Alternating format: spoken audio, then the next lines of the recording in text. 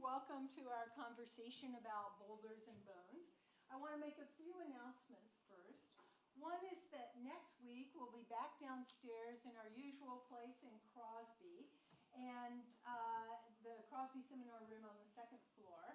And our IAS Thursday will be Rob Robinson, Human Rights and Housing, Frameworks from Organizing and Theory. And Rob Robinson is a New Yorker who's on the leadership committee of the Take Back the Land movement. The event next Thursday is a partnership with the IAS Research and Creative Collaborative, Thinking and Organizing at the Margins of Traditional Housing. I also, you probably were handed a brochure when you came in, and I wanted to be sure that if you haven't already done this, you should really go down and look at the exhibit in what we call Memorial Hall on the first floor, which is presented by Northrop and by University Libraries. And the title of the exhibit is Earth Art Movement, Andy Goldsworthy and Land Art. So it's really worth seeing. I also want to thank our partner today, Northrop, and our co-sponsors, the Departments of Landscape Architecture and Theater, Arts, and Dance. So today we have three panelists, but we're going to start, I'll introduce everybody first, and then we'll move on through, and then we'll have question and answer. We're going to start with Joseph Copley, who's the company manager of ODC Dance, and has been that since 2013.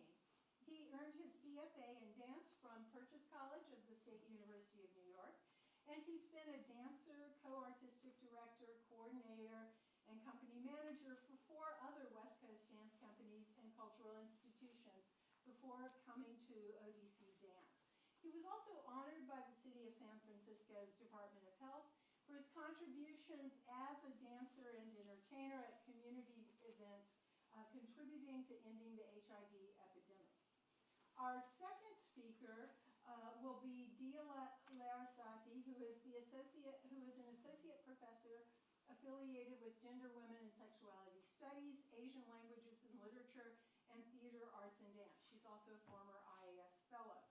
She has 2 masters in dance and performing arts studies, one from Gajah Mada University in Indonesia and one from UCLA, and she earned her PhD in dance history and theory at the University of California, Riverside.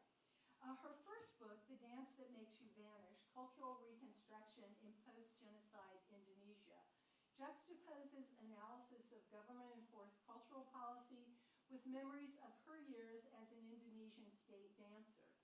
The book looks back from a present perspective on Suharto's New Order regime, including the brief period in 1965 and 66, when roughly 1 million Indonesians, including a large percentage of the country's left-leaning musicians, dancers, and artists, were killed, arrested, or disappeared. Diyah's current book project, Dancing in the Forest, Modern Machine and Audio Politics of Land Narrative, focuses on dancing and the specific sites that capture the idea of displacement through dispossession. And her dance and choreography work further explore and express the political, historical, and theoretical ideas that she engages in her writing. And these performances have included Dancing the Violent Body of Sound and Culture of War Borders. And last but not least is Rebecca Krinke, who is faculty in the Department of Landscape Architecture here at the University of Minnesota. She earned her BFA from the Massachusetts College of Art and Design. And historically, her focus has been on urban parks and public infrastructural space. She began making sculpture as a way to be more directly involved with the materials, making, and non-traditional ideas of landscape. And I think you could say that her scholarship is really integrally engaged with community and public spaces, with the Healing Place Collaborative, an indigenous-led group of artists, designers, and other professionals who share an interest in exploring how Minnesota, Dakota homeland, where we are today, is a place of healing and a place in need of healing. With this collaborative, she's creating the Dakota Language Table, a sculptural table that incorporates Dakota cosmology and teachings in its construction. Dreamwork, another project, is a series of bed sculptures in outdoor environments, exploring ideas and sensations from dreams and nightmares through participatory events that are intended to spark intimate conversations in public settings. So we'll first have Joseph Copley, and then we'll proceed to Diyah Larasati, and then Rebecca Krinke. Welcome.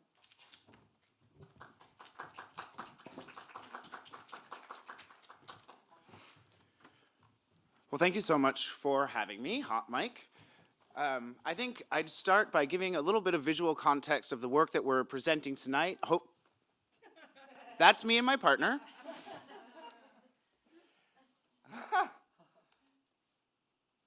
Never fails when you get it all set up. Yeah. The next thing comes up. Help. So I would like to show a clip of Boulders and Bones. It's the work that ODC is presenting here this evening. Hopefully you have tickets, are planning to attend, and if not, hopefully we entice you a bit. Thank you, sir. Okay. Ma'am? And we lost volume. Do we plug it in? Yeah.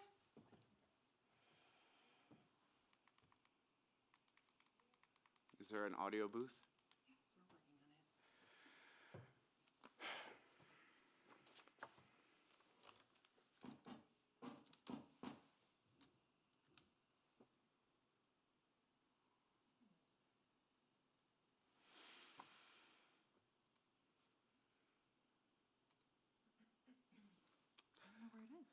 Sorry about that, but that was a little bit of visual aid and no audio aid. We'll just push on.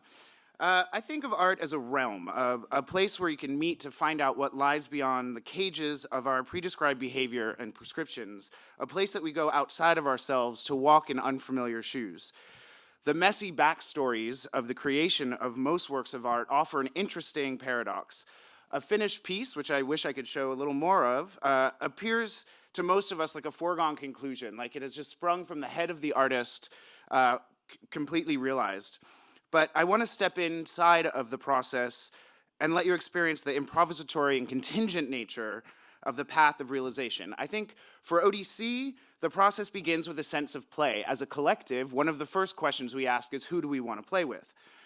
So too little playtime may not rank high on society's worries, but scientists, psychologists, educators all agree that childhood playtime is directly related to our skills that we develop for work in life, such as problem solving, thinking creatively, being able to work as a team when we're building in the sandbox, or when we're making a fort out of pillows. The experts, however, define play as a game or activity intended and directed by children. So video games don't count, but this is not an anti-technology case, it is a pro-creativity case. Play is when you make it up. Using your imagination, you create a world that is both real and pretend, both fun and serious, both free yet rule-bound. A recent New York Times piece on the subject stresses that cognitive benefits of free play, and interestingly, free play, is a phrase that looms large in the history of philosophy in Kant and especially Schiller. And the connection between developing your imagination in play and using it later in artistic creativity is shown in the very language that we use for the arts, playing a role, playing an instrument, or thanks to Shakespeare, the play is the thing. When we strengthen imagination and creativity in childhood play and promote curiosity, we can count on those muscles being available for creating or receiving artistic expressions later on. The same fundamental abilities, the same brain wiring, underlie both creation and reception. This, as you can imagine, is not restricted to the artistic arena. But before I go on, the audience participation part, I want you to reflect for a moment on some of your own experiences with play. Can you call up a memory of a fantastical dog with powers? Or perhaps you turned into a mermaid when you got into the pool, and when you were dry, you got your legs back. Take a moment to exchange these thoughts with whoever is next to you. Please share with one another some of the games you played as a young one. Yeah, so you sat too far apart.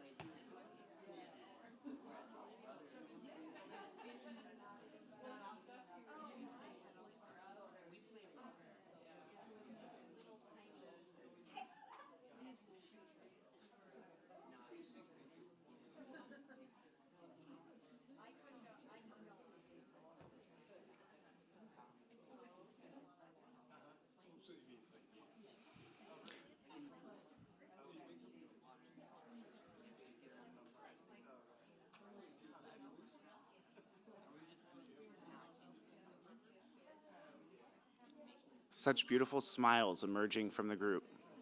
I can tell there's a lot of wonderful memories in this room. So this exercise always reminds me of a story of when Jane Goodall was 7. She was obsessed with the idea of how can an egg possibly come out of a hen. There is no hole in a hen big enough to produce an egg. So at age 7, she went into the hen house for 6 hours and just lay and wait. 7-year-old for 6 hours. Inside, the housekeeper and her mother were, of course, freaking out and screaming her name and trying to find her and trying to understand what had happened to little Jane. When she emerged into the housekeeper immediately went to punish her and yell at her and say, "How could you have done this? You're a bad girl." The mother saw the spark in Jane's eye and said, "Jane, I don't know where you've been, but what have you learned?" This, of course, one, makes me realize I have no paternal instincts and should never be a father. But 2, makes me wonder about the way we look at art, and if we have trouble with a work of art or anything, and react negatively to it and say, "I don't like it, this is bad," as opposed to, "What can I learn here? What about this work is an opportunity for learning?" Anyway, tangent, like I said. Back to play in particular. In adulthood, we shift the language. We're no longer playing, we need to be in a more sophisticated framework. So we're talking about methodology, and we are asking about breaking boundaries and the evergreen thinking outside of the box. What we are doing is playing with the norms of our field. In this case, by sitting at the crossroads of disciplines, collaborating with dance practitioners, ideas from different fields collide. Non-dance practitioners, pardon me. And new ones are generated, borrowing methodologies, dipping into alien forms, being able to mess around, pare down, cross out. You can get rid of the inner naysayer. Whole new walls are torn down. But let me say this. Playing isn't always fun. People knock over the sandcastles, the rules get changed when you aren't looking, fights break out.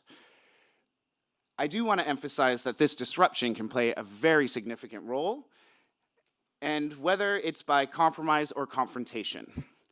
All of that being said, boulders and bones. So, the creative process of boulders and bones, a clip that you saw a small part of. This work is performed by the 10 dancers. It is ODC's first evening-length work. It is our first major collaboration between our 2 home choreographers, Brenda Way and KT Nelson, our co-artistic directors. It is a longtime collaborator, Alex Nichols, did the lights, scenic, and first time working with a commission score by Zoe Keating, first time working with Andy Goldsworthy, and first time working with longtime photographer RJ Muna, and RJ was working as a film and scenic designer as well. So a longtime friend, but in a new capacity. Let's start with Andy. Andy, I'm sure you all know, is a British land architect who uses the earth as his inspiration. Obstacle number 1 reared its head. So Andy's work tends to be ephemeral. He makes things in that disappear, that decay, ice that melts, sticks that blow away, leaves that blow away. And this is a great metaphor for dance because the dance also blows away as it dances. So we thought we had a great hook with Andy. Then we hear that he will be making a 8-foot stone cairn in Northern California that would stand the test of time, a venerable Stonehenge. So it is the opposite of the reason we've decided to work together. That's okay. That's okay. So it sounds lovely, but the entire lack of ephemerality, we decided to think about Andy's process. We discussed the nature of the physical objects, the weight of the stones, the effort needed to carry them, the mess of the site, the frustration around the foiled efforts. He demanded on using local rocks to build this, but they were too weak and kept breaking. He had his own frustrations and we had ours. The building of this work then, rather than the finished sculpture, would be the stimulus for developing the dance. The creative process as content. Andy described his creative process in an email to me as such.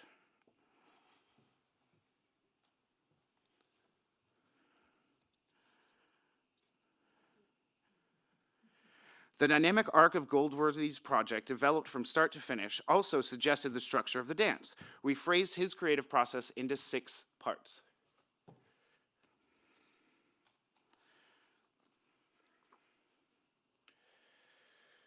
So once I have a great HuffPo quote that I'm going to read. The dance moves from the noise and effort of construction to the stillness of completion, to the outpouring of energy that will characterize the final stage of Goldsworthy's installation. Dramatic lifts and groupings of dancers moving across the stage, weighted with effort, suggest the movement of massive materials and the search for form. A lengthy central solo, rendered in silence, signals the finished work. It stands as a contemplative core of the dance, and perhaps as a figure of the lone artist or individual in the chaos of contemporary life. In the dynamic final moment, the creative and destructive properties of water become the operating image for the dancer's explosive movement passages. In Boulders and Bones, the dancers move and move one another in the landscape, on screen and on stage, perhaps a suggestion of the deep interconnectedness of human and natural forces. I didn't pay for them to write that. That's good, right? Okay, obstacle number 2, expectations. Throughout the summer, we visited the site to experience the early stages of the work. Our collaborating photographer, who I mentioned, RJ Muna, joined us to capture the chaotic and labor-intensive building process of the piece. I had imagined that RJ would create a kind of cinematic mise-en-scene for the work, beautiful photos of the site environment against which we would dance. As we start, I very much wanted him to shoot the dancers in action on site. He refused. He had no control over the light. It was messy. It was dirty. It was just absolutely not going to happen. He would not bring his camera to the site. So we played, and we got him to go. He acquiesced, and we had a collaborative coercion. The result? We were right. As you can see, against RJ's better judgment, we succeeded in creating a striking set of photos which inspired the work. The choreography became a little bit wilder, the lifts became a little bit crazier, collaborative contagion. What RJ really wanted to do was film the entire 3-month building process and create a time-lapse video to record both the progress of the sculpture and the changes in the landscape. So, I got ahead, sorry. He wanted to shoot 1 frame every 10 seconds. Now, of course, we did not want something so literal. Dance is very metaphoric and hopefully somewhat beautiful. A stop-action film in its jerky nature, the lack of any, metaphoric content, really, what were we going to do with this? We were going to play it in the lobby, throw it up on YouTube, and then in a 2 a.m. moment, Brenda actually woke up and realized this could be a great overture for the work. So we now have a 6-minute film at the beginning of the work where you see the creation, you see the amount of intense activity in a confined space, and the straight guys that were dragged by their wives get to see chains and rocks and hard hats and construction. And it actually produced a lot of people that I really don't like this, but a lot of people feel like they get it because the arc of the work is then reflected in the dance, and the metaphor is just that much clearer. So that worked out.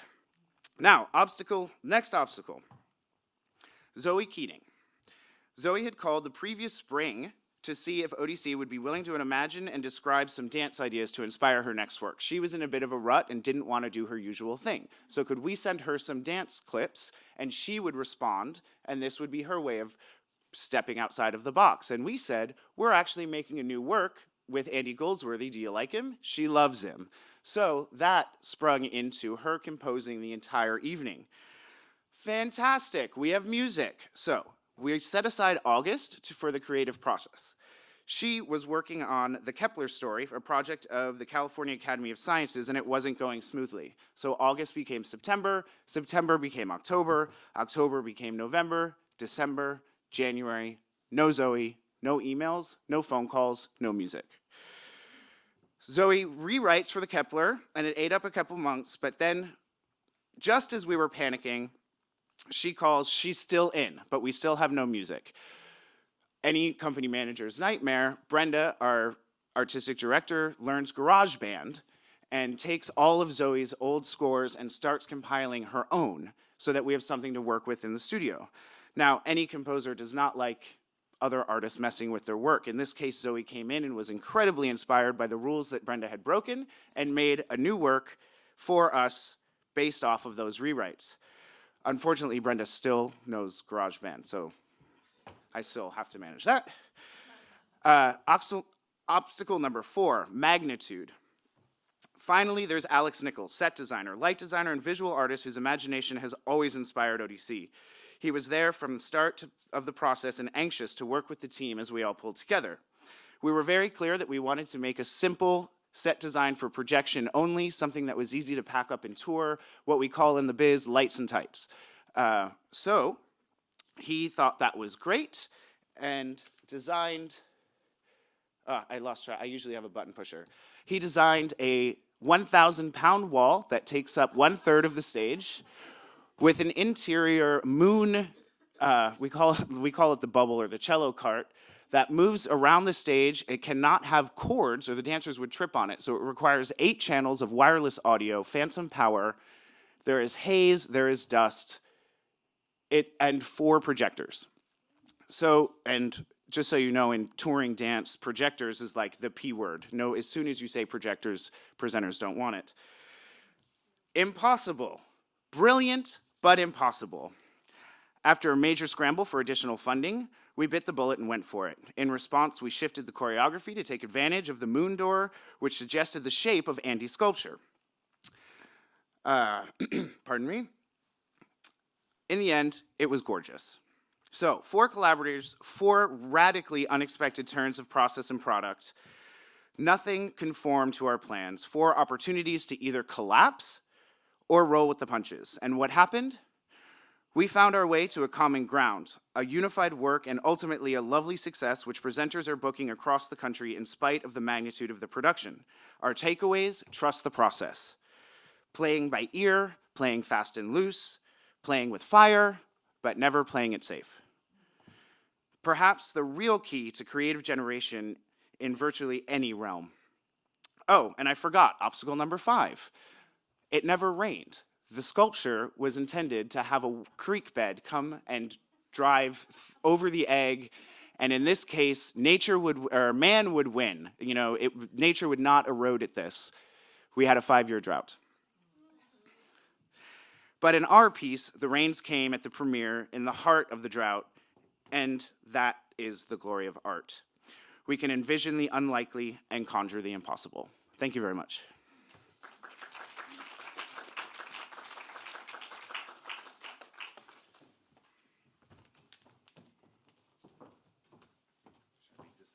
I'm going to disconnect.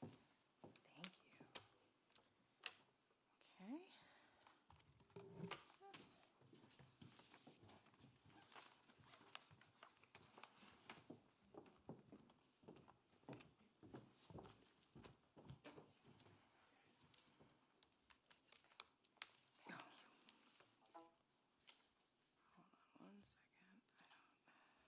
Okay. Going on here. It's not having a great time. Okay. I can show the link first.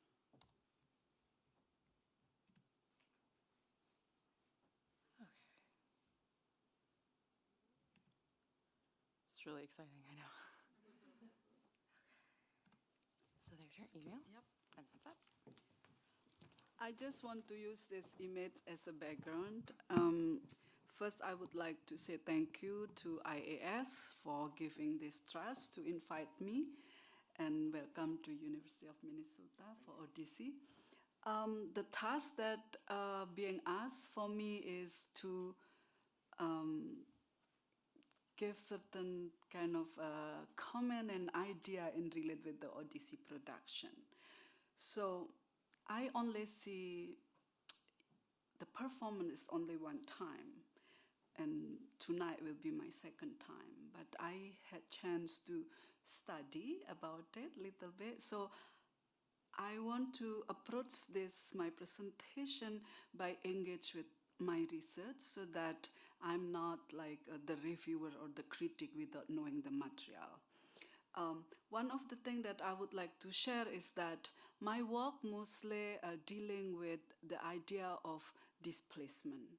how the aesthetic production, the aesthetic creation rely on the space that is not available anymore. And this is, since you mentioned the word many times already, the methodology is completely reverse. We are in a completely reverse methodological presence, in which in my work, in my book, my second book, I'm dealing with the artist, the artistic creation that capture the journey, the creative moment, mostly artists in Indonesia and some other part of Southeast Asia, where the space that they're going to create is about to disappear. And those moments of longing to the disappearance, because there is the space to create, is the one that I would like to approach this discussion. To see how the collaborative mode in this aesthetic world it's possible and might be not possible. So the first image is remind me about a stone that Andy in ODC's work. I don't know if you're familiar. One of the Andy's work is the yellow gold stone in the river, and that is remind me one of the work that I have been dealing in, which the artist is here, is Dadang Kristanto. He's in this room. That particularity of stone, that particularity of a bright color in those creative moments in some other places is a create kind of different remembering. And in ODC work, I think it's a little bit reverse, because in ODC, the idea of, let's say, stone and rock is become a source of inspiration because of the presence that replicate in a different kind of spatial consciousness. And this contradictory in my study, it's create a different kind of thinking about how actually certain space that has been industrialized and looking at nature, environments as a source of inspiration versus the place that industrialized, but the source of inspiration is become forcing being disappear. I don't know if this makes sense, but this is what I'm thinking about. So we are thinking, let's say, about two different completely lifestyle.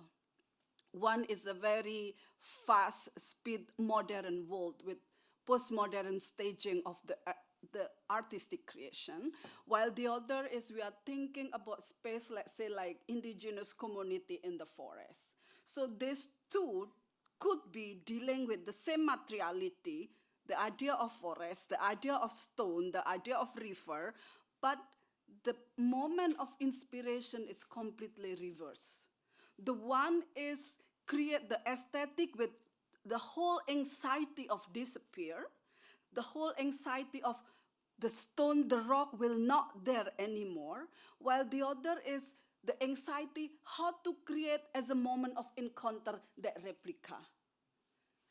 So that is, I think, one of my try to connect how to see certain production like ODC and certain production in different places and relate with the environment as a source of imagination. In honoring Andy and ODC work, especially the dancer, I would like also to make connection between how the creativity of making dance to create the movement, the repertoire. One is rely on the idea of visual and how that give impulse how to create, while the other is making that movement that it has been there and the insecurity of the place that is not there anymore. So I keep repeating this because this is precisely the different kind of materiality in inspiration. and how the different methodology in looking at very core basic need when the space, when the rock, when the river as a source of living, while the other is as a source of inspiration as a backdrop. The idea of living is the everyday living, while the other is, I call backdrop, is not in the diminished sense, but the backdrop that is a part of your living. For example, in Andy's work and the ODC relation, the stone, the rock is a property of staging. While the artistic world in my work, the stone is the rock is the way they survive in every day. So in making this encounter, in honoring ODC performance tonight, I would like to invite the audience here and maybe the audience tonight to rethink and revisit how actually the idea of nature and the idea of visual art or the idea of creating different kind of nature in connection with the moment of staging and how that not become a form of erasure, that particularity of the nature in itself. So start with that. I want to close and maybe later on audience can help me to expand my idea. Thank you so much.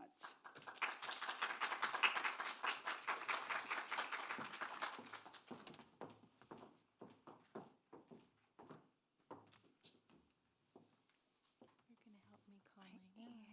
Oh, no. What's going on? That's the right first one. slide, yeah. There it is. Thank you. Okay. I told Christina I didn't want to touch a Dell computer. I can't believe you're not using Macs over here in an art building. Thank you to the IAS and my fellow panelists. It's a pleasure to be here today. And yes, I have an undergraduate degree in landscape architecture and an MFA in sculpture. So somehow they let me be a professor of landscape architecture, yet I have a studio with the art faculty. So I've been told many a time, you cannot possibly be a designer. No, you cannot possibly be an artist. But things are getting a little better. Better than, maybe 20, 30 years ago. So these are some projects I've worked on. Outdoors, indoors, temporary, permanent, although as we know, what is really permanent, right? So I'm going to just talk about a couple projects today. And my work does range across sculpture to installation, sometimes outdoors, and maybe to the increasing consternation of my colleagues in landscape, very little outdoors anymore. So I might be an odd landscape architect to invite. But the beauty of landscape architecture is it's everything. So I was invited to talk about creative collaboration, and I'm going to show you just two examples. And I've they're my most recent examples. And there's many flavors of collaboration, but I've noticed for me they often come in these broad two flavors. Either I'm interested in somebody or they're interested in me, and somehow we decide, we should do something together, right? So sometimes it's just people you meet through other people and you don't know what you're going to do, but it seems like there's a sort of a creative petri dish happening. Then the other sort of typology has been where there's an overarching idea, people are brought together, and then you may have a project that everyone is going to contribute to, or you may be finding out sort of what those projects are together. So let me take you through a couple of examples. So a series of bed sculptures and installations, and what it led to with the composers and musicians of House of Hello, which are Christina Collins and Josh Anderson. These are sort of a matrix of the bed sculptures, indoors, outdoors, a northern spark, one night, that kind of thing. And of course, part of collaboration is all the students and different people who help you make these things, people that my student graduate assistants that I've hired. I mean, I'm the lead, but, I've been fortunate to have a lot of great teams. So it was at a night over at Franconia in the city when an IAS fellow, Rachel Jędrzejewski, introduced me to Christina Collins. And these were some sort of dream collecting boxes I created. They're sort of the primitive iPad, maybe. I don't know. They're glowing plexiglass. And they are kind of very beautiful and in a really dark room. Sheets of semi-translucent paper, mylar, on top of those. And people were writing and drawing about dreams and nightmares they'd had. And then I'd kind of arranged an idea about then, did people want to read their own, or did you want to read each other's? And we had kind of an impromptu way of sharing dreams and collecting the dreams. And, some people found that really vivid. Somebody was saying, like, that's the most potent remembrance of that dream I've had since forever. And could I keep my dream? Is that you? Oh.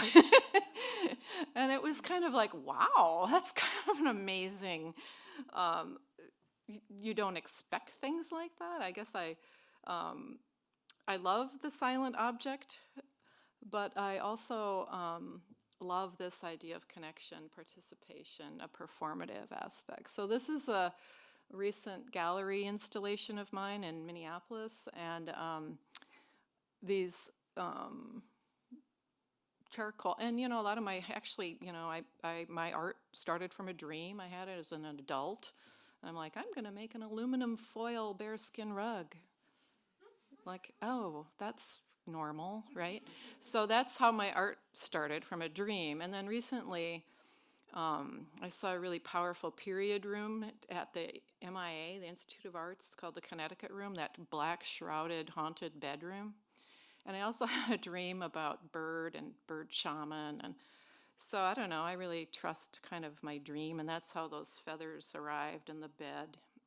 And it goes back to the start of my work, a dream. So I was making for the first time these charcoal wall drawings about shadow. I was getting really interested in kind of the theatricality of light and shadow. And I listened to Brian Eno's new app, that Reflection, for like 8 hours a day while I made these, and I was realizing the power of sound and how I would leave there, and train tracks and the sound. Everything just really changed for me, and I got to feeling like, man, I just could see I'd really be interested in working with sound or a soundtrack. And so through meeting Christina, and then I met Josh, the House of Hello. They came to the opening, and we just it was one of these things where we hatched up, like, wouldn't it be great if you guys could come to Rosalux and do a performance? And you see the shadow of the bed, and it was kind of a beautiful, informal concert. And Rosalux had never had music there before. It never really had a multimedia. And then, of course, I was talking about shadow and theater and, I don't know, my interest. And all of a sudden, these two were doing a play together called Lilith that was performed at Red Eye Theater in Minneapolis, and just basically invited me, like, we like your aesthetic, and I don't know, those feathers and that bird netting. And so it was really interesting because I just took big piles of stuff down there. I didn't know what I was going to make, or if I could make something like a set, but it became just, these feathered cloak things. And they were really wild in the beginning, but unfortunately bird netting is made to catch birds, and it can also catch everything else in a... so I had to sort of tame them a little bit. But that was really, generative and exciting for me to be around light and space in a different way, and the soundtrack was beautiful, and just to be transported. I'd never done anything like this before. And I think what was also really inspiring for me is Christina's a really good photographer.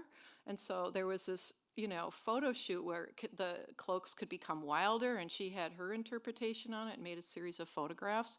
So you can see it was more kind of serendipitous and organic and just really generative collaboration, at least for me. Hopefully.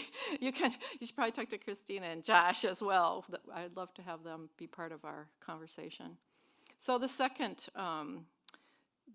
sort of typology that was alluded to in Jennifer's introduction, the Dakota table, under this larger umbrella of the Healing Place Collaborative, which I was invited to be part of, along with many other academics, artists, museum professionals, all sorts of folks. On the left, Mona Smith, she was really the originator of Healing Place Collaborative. I guess we've been around a couple years now. It's an Indigenous-led, Dakota-led group. Ethan Niederals in the middle is, Mona's an artist and activist. Ethan Niederals in the middle is one of the leaders of the Dakota Language Society. It's an endangered language. How can we start to find curriculum and teaching materials for Dakota language? And on the end, Jewel Arkaran with her granddaughter, and Jewel is a psychologist on intergenerational trauma, all Dakota people. And the idea really is that Minnesota is Dakota homeland, but after the U.S.-Dakota War of 1862, it's illegal still to be Dakota and to live in Minnesota. There's a law in the book. So many, many Dakota people were exiled. Of course, they're still here, but there was an exile. Where Fort Snelling is now is the sacred center of the Dakota universe called the Bedote. And, the white settlers, or invaders, as we're often called by the Dakota people, it's been a really interesting process for me to be in a non-dominant, to be a white person in a non-dominant relationship. It's really an important and exciting and challenging, right? So anyway, as we sit at these meetings, not really knowing, the idea is to kind of bring attention to Minnesota's Dakota homeland, and there's these unseen and repressed histories. I mean, there was what the Dakota people call a concentration camp at Fort Snelling where 700 Dakota people died. And, of course, you probably heard about the mass hanging in Mankato, the largest execution, and we had this whole gallows controversy at the Walker Arts Center this summer. But I was learning about endangered language, and there's actually a technique called language table, and it's not an actual table, but the idea of just sitting around informally and learning words of Dakota, oh, we call this a pen. What is that in Dakota? But because I'd used furniture and sculptural, opportunities or tables even in my work, I said, I just found it coming out of my mouth. I might want to actually build a physical table at some point. And then people are like, yes. So then I was like, oh no. So we had to write a grant, and we got the grant. And, of course it's great, but I'm like, So I had this idea it should be temporary and traveling, and you should be able to go outside and learn about Dakota place, sacred place, and contested place with this table. And then all sorts of teachings or learnings could happen around it. But because I'm not Dakota, I worked really closely with Ethan Niederals and my graduate assistants. And, what is Dakota cosmology? What could a Dakota table really be? How could the table itself be an artifact, a place, an opportunity? So Ethan was saying, well, it's got to be a circle. Dakota people, teepees, we don't have orthogonal space. It's got to be a circle. There can be no metal. We didn't have metal till the invaders came. And it should be on the ground. We don't have chairs. We don't have words for chairs or tables. We've had to invent new words in our language.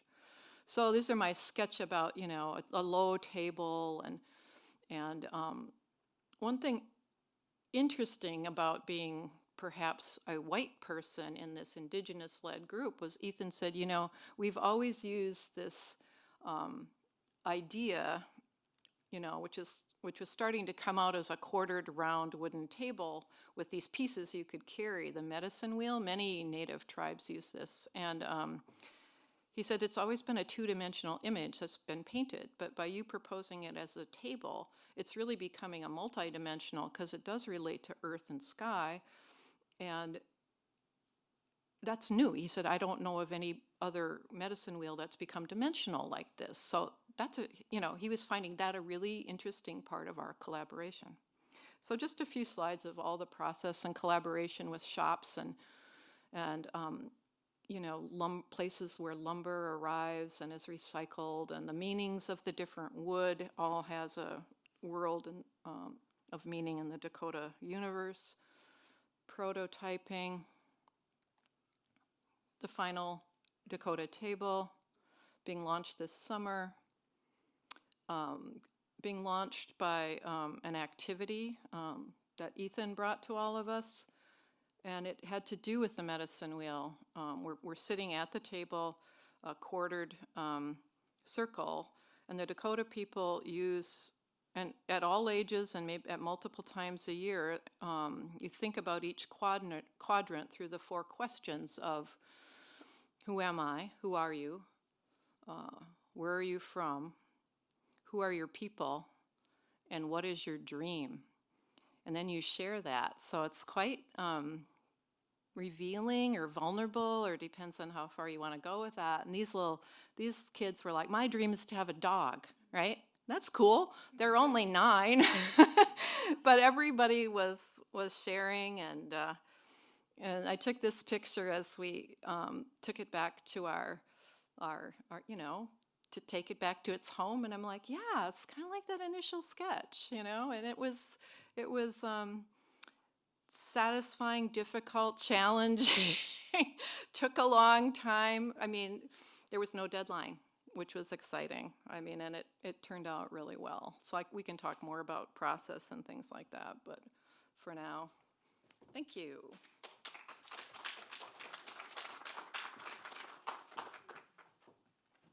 Well, if I can get you all to come up here so we can have more of a rounded conversation, that would be great.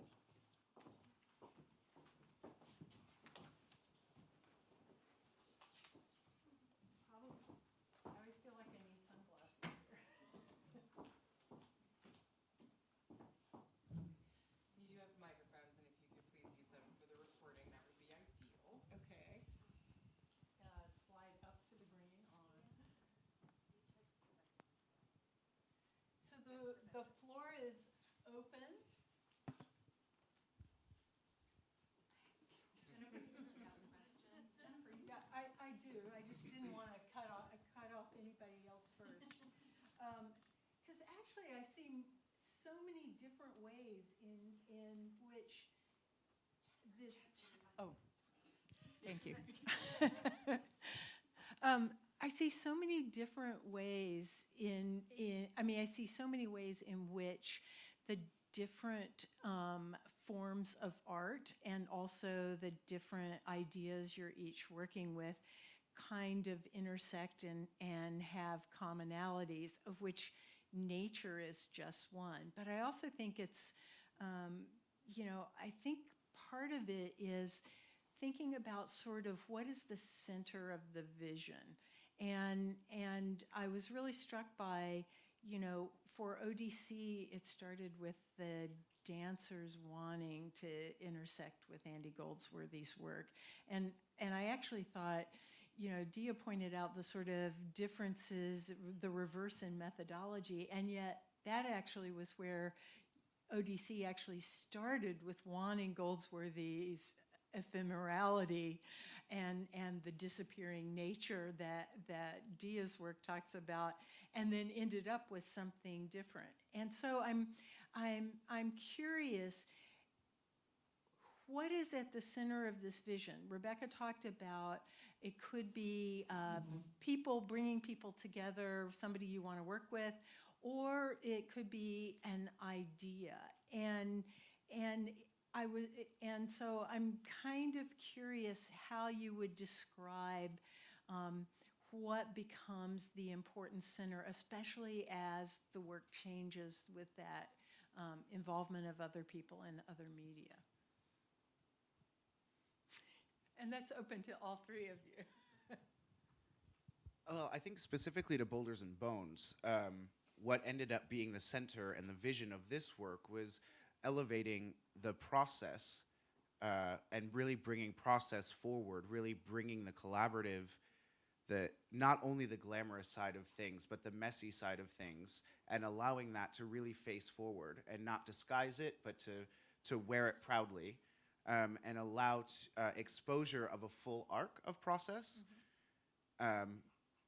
We really don't get to the end section until we get to the end section, and we go from the beginning.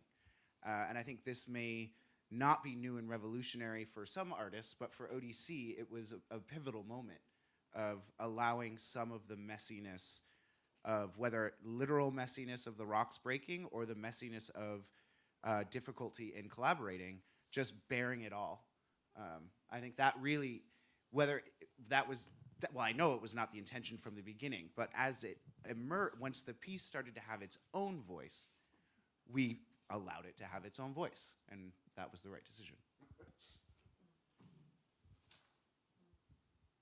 I would like to add one of the example that I wasn't able to highlight, in which when I'm talking about the availability of the space, the environment, the nature, and also the idea of the longing to something that it's going to be gone. In my work that right now I'm still dealing with is also the idea of the abandon. The abandon in the sense that, let's say in Indonesia, there is a case of hot mud flow.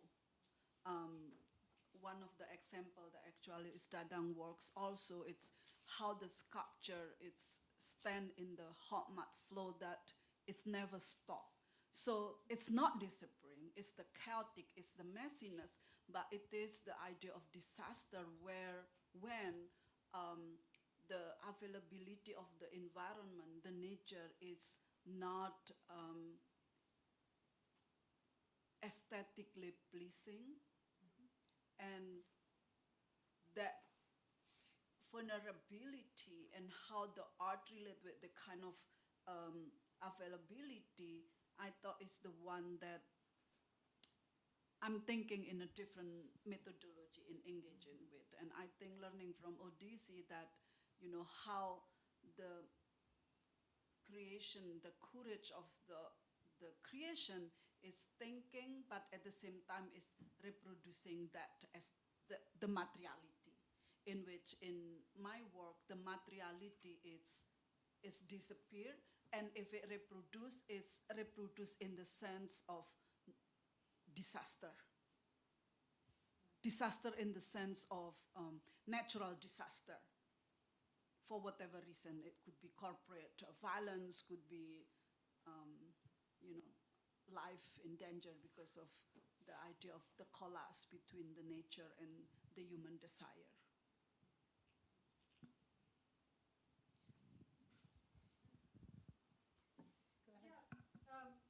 So thank you for these really thoughtful presentations. Like, you know, they give us such a prism of approaches.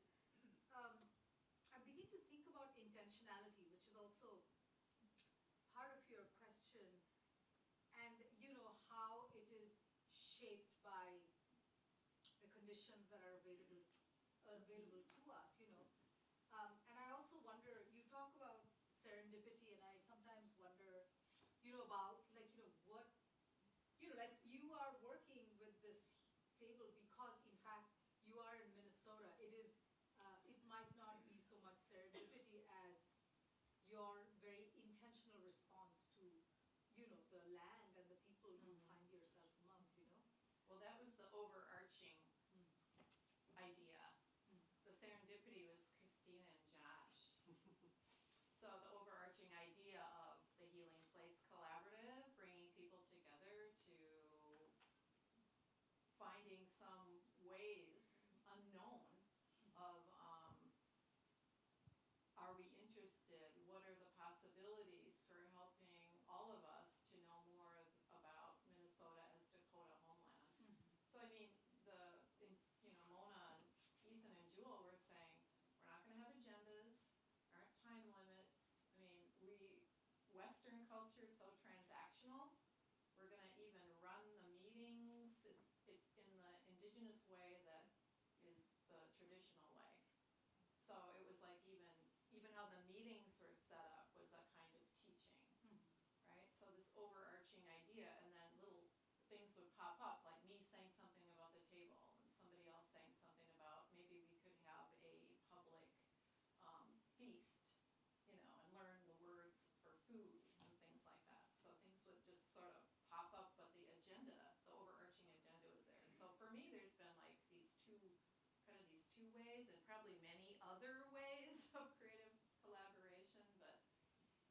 serendipity or wanting to work with somebody, and then somebody setting up a framework. But I wondered if the others could address, this idea of, the specific intention, which actually is placing a compass inside of the creative process. If you could talk about, because it's also about how you understand your relationship to the ecosystem.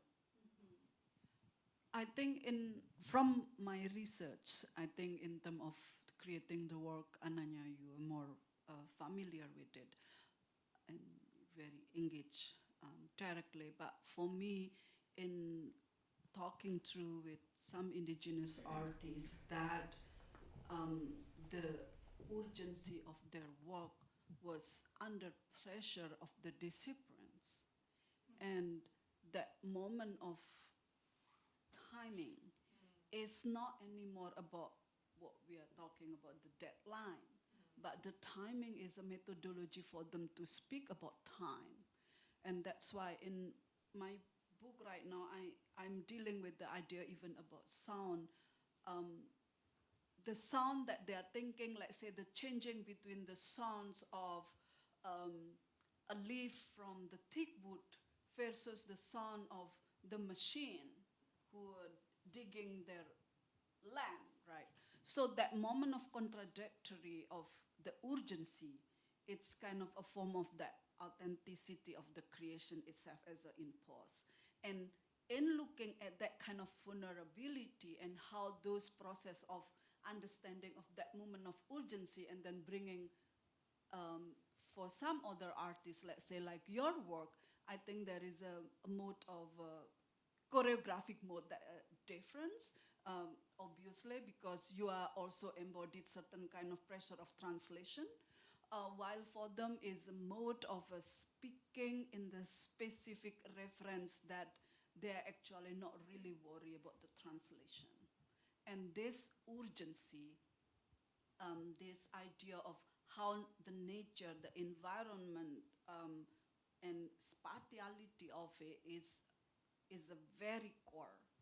And that collaboration is more rely on who's, let's say, from the corporate who, agree to tell to the indigenous community who they can speak to, or what kind of promise they can give. And those kind of moment of insecurity is the urgency. So I'm talking about different kind of pressure of timing that is different, but at the same time is create impulse, because this kind of work that I'm looking is there really performed in the space that is there but it's not there. So even about rock, but the rock is already, let's say, branded by a specific territory of a certain corporate. And, so that urgency is really attached to language of pressure of the existence itself and the continuity. So.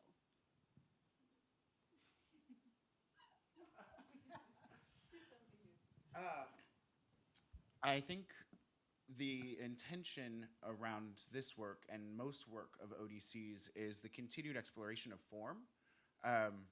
We are a postmodern dance company, and that is our lineage. And the real aha moment with boulders in particular was that moment that our form was going to be inspired by another, this art imitating art. That was the big moment. The serendipity was around everyone being available and interested at the same time. I mean, it's really as simple as that. As Andy calling, saying, I'm coming, I'm gonna be around, I'm gonna be in Northern California. Zoe calling, saying, hey, I wanna make music for you guys. RJ, just all of the players ended up in the same room at the same time until Zoe didn't show up. We already went over that. So that was the serendipitous moment. And then when we saw the metaphoric beauty of Andy's process, and thought, wow, dance, the process of dance can be the same as the process of making a rock sculpture. That was just very interesting to use that as a form. So it was all about postmodern exploration of form. I think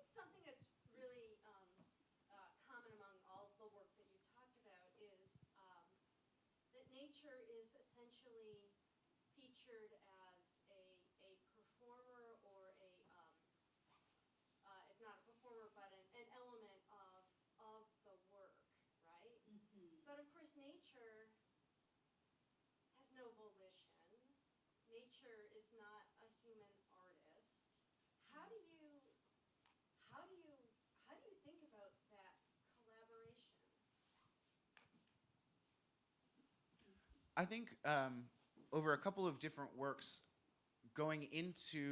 there's a couple of different ways that we've explored, some more successfully than others, but it's all about the exploration. In this case, interacting with nature and causing dust to fly, having causation.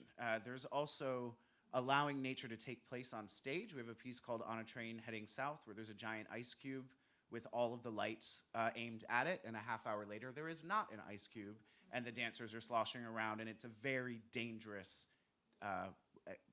environment to be dancing in. There's commenting on, we just did a piece called Dead Reckoning, which is a navigational term that is when you are navigating without your reference points, the stars. And so there's the possibility of, there's the inevitability of cumulative error. And that is where Katie Nelson, our co-artistic director, feels we are with climate change. We are driving blind, it is too late. And so that had visual metaphors that, ironically, I'm not sure if I should admit this, but a little behind the scenes, for her, it was a lime green type snow. It was a paper that started in our hands, and then throughout the piece came from elsewhere, and eventually was out of control, falling from the sky. And that's how she feels global warming is going. That is lime green. It is something that doesn't exist in nature. It was made from our hands, and now it is out of our hands and out of control. Now that lime green paper had to be flame retardant. It had to be swept up and thrown away. The piece itself had negative implications in nature, which I really struggled with ethically. But it's been very impactful to audiences that have seen it. So again, weighing that, getting the point across, but also how are you behaving, footprint versus impact. But I think those are some examples of how ODC has interacted with nature or used nature as inspiration in both successful or non-successful, leaving the value judgment out of it, right? To answer this particular question, in one of my chapters, I'm talking about Borneo. There is a big river that crosses Borneo, and in this particular river, if you take a boat, you look on the left, you can still see some community dancing in a certain day with a lot of beat and colorful. But if you turn right, you can see the very strong visualization of gold mining. So how then we thinking about how nature collaborate? So in creating, let's say, about the art festival that dealing with this river, I even can see how actually certain direction the boat will not go to that near the gold mining, because one, the color of the water is already different, but also aesthetically it's not pleasing. But at the same time, by looking at that things that we cannot have access to it, the nature teach us what actually, how actually certain treatment and certain non-collaborative action respond to certain human desire, even just by looking at it. That is one of the work about the river in Borneo that I'm thinking about.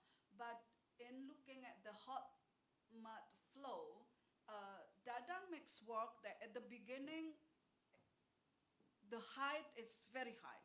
And then because the hot mud, it's keep coming up and cover 12 villages. This sculpture, now maybe you can see at this much, and maybe next month you will not see. And this non-collaborative nature in the sense to preserve the artistic work, but at the same time, it is a form of reminder. This is what I try to deal, the contradictory in how nature or environment or space being given to provide artists to think through in response to collaborative work, in which by force or by engagement. But at the same time, I I see very strong different value about that certain environment space. It's in relation with artists. It's not about option. It's not about choices. That this is the one aspect of nature or space that we want to deal with it, because there is a courage of or source of impulse of artistic creation. But the other side is more about, there's a notion of urgency. This is the one that I keep seeing as something different. If I say urgency, mean that it's not only about inspiration for staging, but it is a dedication of the work itself. And that is the most crucial thing I can see in postmodern choreography and some choreography, let's say, in the forest. So there is a notion of option and non-option. So it's there, it's right there, it's in your face. You cannot live, you cannot say goodbye if you don't like, because it is your life. Yeah. Well, I have to speak to nature, being a landscape architect. Susanna wants me to, this is not part of my world. I feel like a performer. All right. Sometimes I say to my students, I mean, it's of course a huge issue to discuss what is nature, right? So I'm like, is this nature, you guys? Is this nature? No, because it's plastic. Well, where does plastic come from, right? It's petroleum based. Where does that, everything comes from the earth. I mean, everything is nature, right? So what do we really mean by that? It's really good to interrogate that term. It's interesting to me about Andy Goldsworthy. If you watch Rivers and Tides, have you watched that documentary? I mean, he talks about being an unpeopled nature, which is what oftentimes the connotation is, no humans, or even no human intervention. But we know from climate change and all these things that there is no place without human intervention. It's an Anthropocene now. So it's kind of stunning to me that he collaborated with you guys, because he always talks about wanting to be alone, and nature is his collaborator. Has he ever collaborated on anything before? That's what I really wanted to ask you about. He has. But not very often. No. Talk a little bit about what he maybe has done, or why he wanted to, do you know, why he really wanted to work with you? Was it because he was like Northern California and you're out of San Francisco and you had this interest? There's geographic serendipity and common friends amongst artists. Yeah. He's friends with Brenda. Wonderful. So I have Sorry, tickets I wish I could tonight. come up with some. I have tickets tonight. I hope you all have tickets tonight and go to this amazing. It looks to be amazing. So I can't believe that you're only doing it for one night with that much of production, right? Well, we have another production that opens this weekend. We're switching gears. And we'll see. I hope. It depends on the size of the theater. We were just at Brooklyn Academy of Music with 4 shows, but of course that's an 800-seat house. This is thousands and thousands. So. Right. It's big. Yeah. Exciting. But I hope we need to add a show. I want to come back to this idea of process, because, I mean, I guess I would say in a way the Boulders and Bones documents process, demonstrates process.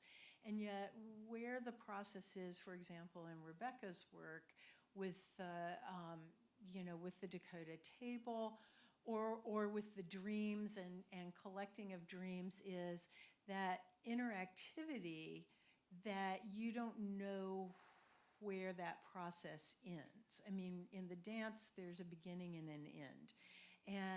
And in the same way, in some senses, in Diyah's work with with thinking about the change that's going on and the disappearing of spaces, do you know where that ends? And so how you think about process in terms of your own artistic process and your product, and the open-endedness in some senses of some of it. I wondered if you could talk about that. I mean, you start, particularly Rebecca, you start a process and you don't necessarily know where it's going to end. Well, I'm sure all artists. Yeah. I'm sure all artists feel this way, right? Because each performance and each, they each lead to new generative ideas. So I think it's just common to all of us. I suppose when you make a performance, you have a feeling it's going to be similar each night, but you never know, right? So I guess I really love the silent object in a gallery where I could walk away. I mean, that's exciting, right? It just it's its own world, and I don't have to say anything. But on the other hand, I found myself even at openings, like kind of being also really interested in that engagement, like how do people respond? Even the first bed sculpture, people were saying around the bed sculpture, well, do you want to jump in or do you want to like run away? Like, does it attract you or is it a nightmare? And I was thinking like, well, that's really interesting. We're talking and then people were like, Rebecca, have you slept in the bed? And I'm like, no, it's a sculpture. So then I thought, I think I am going to sleep overnight in the gallery in a bed, in the bed. And I wouldn't have thought of that if I hadn't had my, like this thing I have to talk and to engage. I was like, I wouldn't have thought of that otherwise. To me, it was a sculpture. But they were like, well, I think, and I'm like, yeah, I am going to sleep in the bed, and I did have one really creepy dream, and it was really, it was really pretty profound. So I think you never know. They spiral around. Things come back. Even just a recent proposal.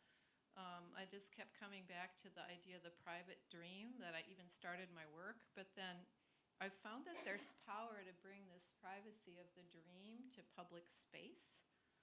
Because we don't, sometimes maybe around the water cooler at work, you might say to somebody, oh, I had a really interesting dream last night, right? But it's kind of private, yet other cultures and other periods in time, sharing your dreams has been a really, and there's prophetic dreams and, so it's been amazing that people are interested in sharing their dreams and nightmares and to come together in a public place. I mean, sometimes I feel like the bed and dreaming is one of our last private experiences, this domestic,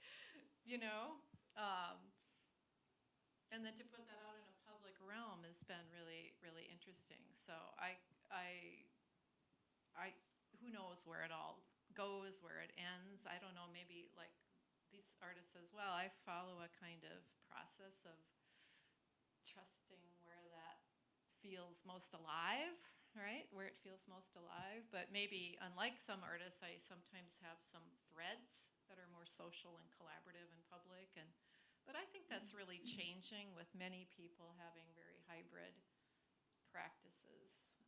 So, and that's the fun, right? The fun is finding out. I want to see what it looks like. I want to be there. And then to have this otherness come in through interaction, that's like really fun because I can't think that part up.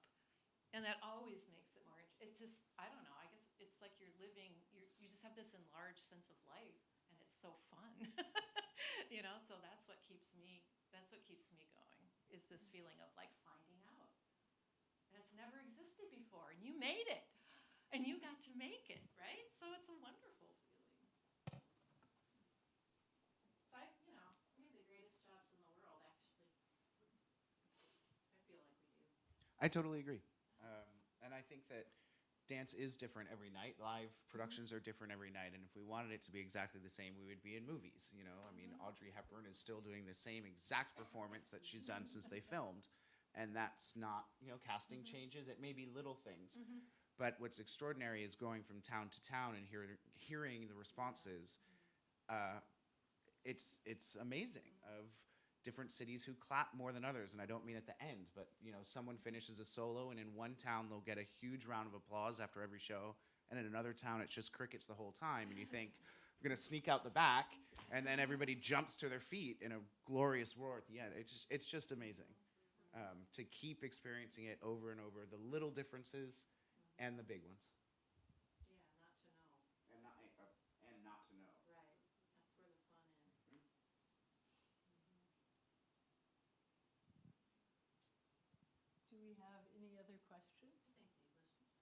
Yeah, uh-huh. I'm trying to understand. You talked about the center. What's the center? You mentioned vision.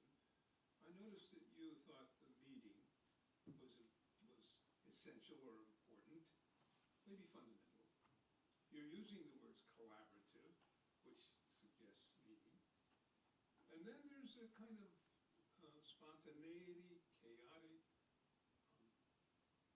not predetermined outcome, yet there's some suggestion that there may be something that you cannot resist if this is so dramatic, and that's not spontaneous apparently, it's recreated. So what are we talking about here? As you think across your activities, I don't want to use the word discipline, your activities, your artistic endeavors. Well, I think everybody has a kind of core vision of themes and ideas that fuel them, and then how that manifests can be varied and layered, and right. But there's a kind of core. I've talked about dreams or contested spaces. Public and private. So I think people have core visions that then they take forward through different media in different ways, right? Different iterations. That's my sense of it.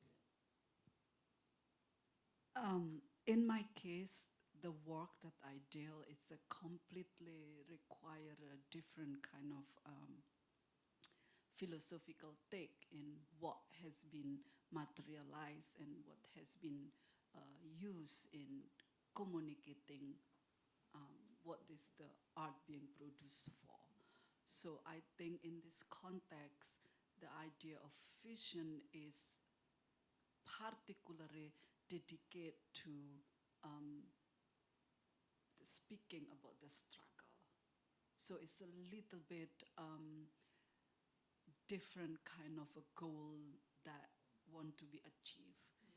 It's not merely personalized, individualized, but could be on behalf of a community, certain community. So the vision here is the art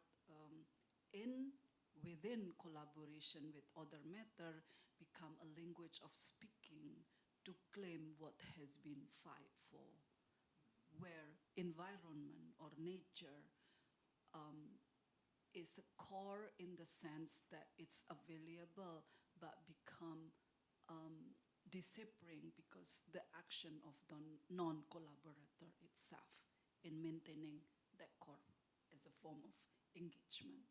So this is a little bit different, I think, because the space and locality of the practice is different, and it's not in a more distributed kind of a larger global stage. Yeah. Yeah, I sensed that. Yeah. Yeah, thank you. That was well done.